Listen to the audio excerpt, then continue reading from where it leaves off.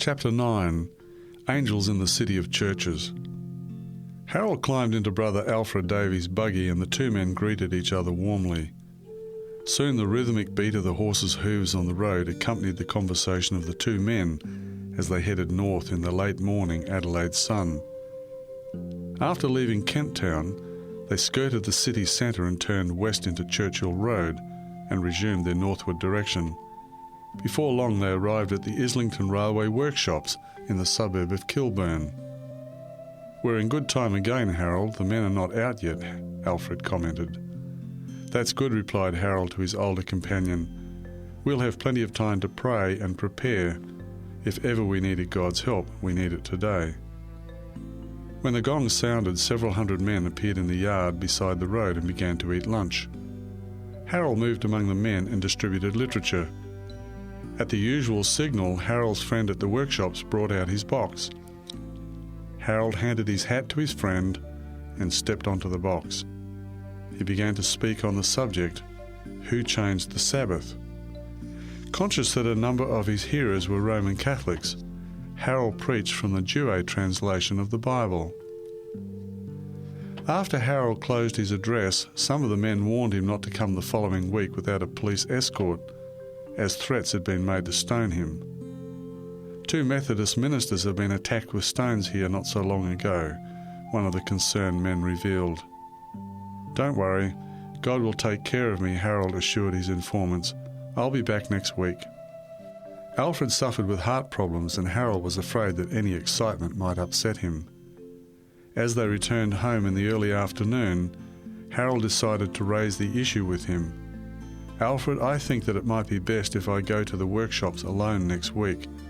There could be trouble, and too much excitement would not be good for your heart." Alfred thought for a moment and nodded his head slightly as he spoke. "I think you are right, Pastor, but I don't want to see you go alone." "If there's any trouble, it may be best that I'm alone," Harold responded. "The Lord will protect me. He is in this work, and He will not let me face next week alone." Alfred seemed reassured by Harold's confidence, and the conversation turned to other matters.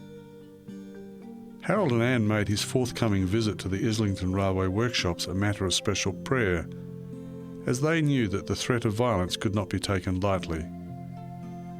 The second referendum on military conscription called by the Prime Minister, Billy Hughes, held late in 1917, was lost. Political and sectarian tensions remained high in Adelaide. The days passed quickly. Next week, Harold arrived at the Islington Railway workshops in good time to continue his series of lunch hour talks. As he distributed literature while the men were eating lunch, several men warned him to be careful. Harold assured each in turn that it would be all right.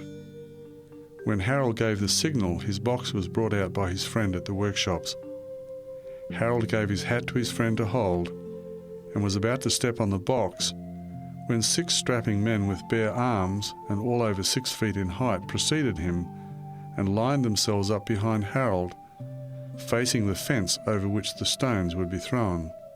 The men did not speak a word but stood with their arms folded. Their attitude seemed to say to the crowd, "Throw a stone if you dare." For if a stone missed Harold, it would hit one of them.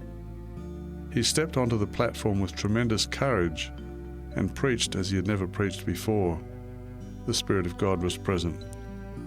Harold reviewed his addresses, including the one to which some had taken exception the week before. There was not a sound, and no missile was thrown. He concluded his address in time. The gong sounded for the men to return to work, and they disappeared through the gate.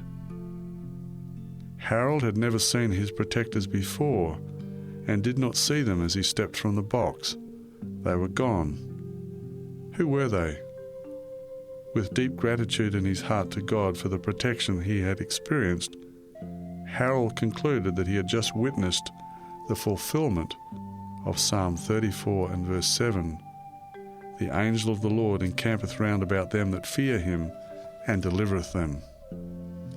What relief and joy greeted Harold when he arrived home from this experience unharmed. What a story Harold told to Anne and his children that night. a story impossible to forget.